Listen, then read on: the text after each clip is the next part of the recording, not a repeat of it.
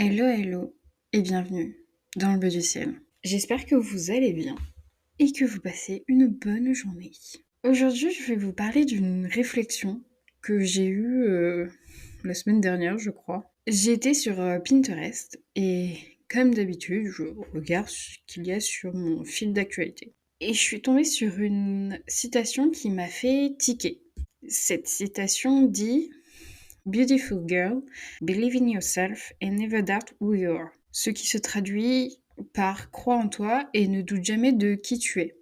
Et ça m'a fait réfléchir, parce que quand je l'ai lu, j'ai eu un bug. Pourquoi douter, ce serait mauvais? Douter, c'est hésiter. C'est ne pas prendre une décision par manque de connaissances, par peur ou pour toute autre raison. Et je me suis donc demandé, est-ce que douter de soi, c'est si mauvais que ça? Est-ce que finalement, on ne peut pas trouver du bon dans le fait de douter? Et même, je suis allée plus loin, est-ce que le doute est bon ou mauvais? Je pense un peu des deux. Le doute peut être bon parce qu'il permet de s'interroger sur nous, nos limites, sur notre comportement, sur l'impact d'une décision, sur ce que nous souhaitons véritablement. Pour moi, en tout cas, le doute n'est pas mauvais, car il me permet de me remettre en question. Le doute m'a toujours permis de me mettre face à moi-même, de faire un travail d'introspection poussé. J'ai déjà pris des décisions importantes sans le moindre doute. Et même s'il y avait un peu de stress et d'appréhension, je savais que je prenais la bonne décision. Et puis, il y a eu des décisions un peu plus complexes, des doutes. Et j'ai toujours fait face à ces doutes. Est-ce que c'est une peur? Est-ce que j'agis contre mes valeurs? Contre qui je suis? Quelles seront les conséquences de ce choix? Qu'est-ce qui me fait le plus envie? Comment je me sens à l'idée de faire tel ou tel choix? Je pense que le doute permet de prendre la bonne décision, car il nous permet de peser le pour et le contre, et de ne pas y aller tête baissée. Pour moi, le doute peut encourager la réflexion critique, la prudence et l'apprentissage continu. Il permet d'être réfléchi et conscient de ses choix, ce qui est pour moi très important. Le doute est un état qui permet, selon moi, de mûrir, d'être plus résilient et même créatif. Car le doute peut être vu comme un problème auquel il faut trouver une solution. Et puis, je me suis creusé un peu plus la tête. Certes, moi je vois le doute comme une bonne chose, mais je me suis également interrogée, est-ce que le doute a déjà été mauvais pour moi? Eh bien oui, j'ai des tocs qui sont beaucoup liés à une question de sécurité. Quand je suis chez moi et que je dois quitter mon domicile, je me force à partir avec de l'avance. Pour la simple et bonne raison que je suis obligée de vérifier plusieurs fois que tout est bien fermé. Je parle de fenêtres, de gaz ou plaques électriques, que tout soit bien débranché et que la porte soit bien fermée. Ces vérifications peuvent honnêtement me prendre entre 5 et 10 minutes pour un 20 mètres carrés. Ce qui est honnêtement assez important pour la surface. Et puis, en y réfléchissant une nouvelle fois, je pense aussi que le doute peut être catastrophique dans le milieu professionnel. Surtout quand il devient omniprésent. Je ne sauve pas de vie, j'ai cette chance. Mais imaginez un médecin douter, encore pire, un chirurgien.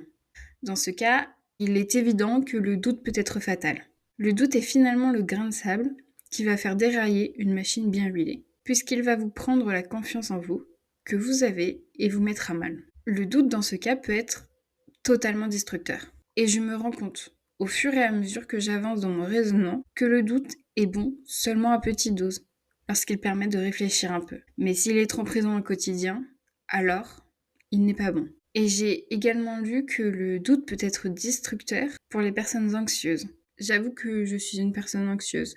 Sortie de mes tocs, je ne voyais pas trop quand je doute. Et là, je me suis surtout rendu compte que je faisais l'autruche. Le doute fait partie entièrement de mon existence, puisque je doute en permanence de moi, ce qui est exaspérant et surtout épuisant. Je doute de moi en permanence dans de nombreux domaines. Je doute que je sois une bonne personne, que je sois une bonne professionnelle, je doute que je sois une bonne amie, je doute en permanence de mes capacités, quelles qu'elles soient. Et au premier abord, en écrivant cet épisode, j'ai complètement occulté ce détail, qui, soit dit en passant, n'en est pas un. C'est quelque chose qui me surprend.